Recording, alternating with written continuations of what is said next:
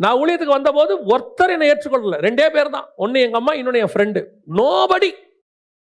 முதல் 11 மாசம் ஊழியமும் கிடையாது, ஒன்னும் கிடையாது. ஆனாலும் நான் சொல்லுவேன், கர்த்தர் ஒருத்தர் என் கூட இருந்தார்.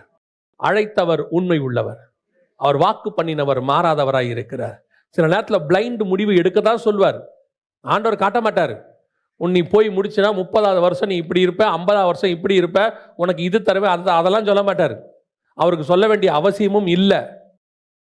நிலாவுக்கு போகும்போது என்ன சொல்லியிருப்பாங்க, அங்கே போய் இறங்குங்க, மண்ணை அள்ளிக்கிட்டு வாங்க. சார் அங்கே வேற ஏதாவது எதிர்பாராத ஒன்று வந்துச்சுன்னா வரும், போயிட்டு வாங்க. யோசித்து பாருங்க, ஒரு உலக பிரகாரமான வேலையில் இருக்கிறவனே தனக்கு மேல உள்ள சுப்பீரியருடைய கட்டளைக்கு இவ்வளவு கீழ்ப்படிவானால், கர்த்தருடைய வேலையை செய்ய கர்த்தரை அழைக்கிறாரு, கர்த்தருடைய சித்தத்தை செய்யறதுக்கு உங்களுக்கு சில திட்டங்களை வச்சிருக்கிறாரு. அது இன்னைக்கு நேற்று உரியதில்லை, அதான் ரொம்ப முக்கியம். அது இன்னைக்கு நேற்று உரியதில்லை, 2000 வருஷத்துக்கு முற்பட்டது. அது உங்களால வீணா போச்சுன்னா கர்த்தர் மனஸ்தாபப்படுவார்.